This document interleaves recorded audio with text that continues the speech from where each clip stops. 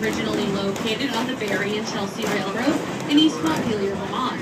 In 1960, the Clark family purchased the bridge and then spent the next 4 years taking it apart, numbering each piece and putting it back together here on the White Mountains Central Railroad, where we have been using it ever since.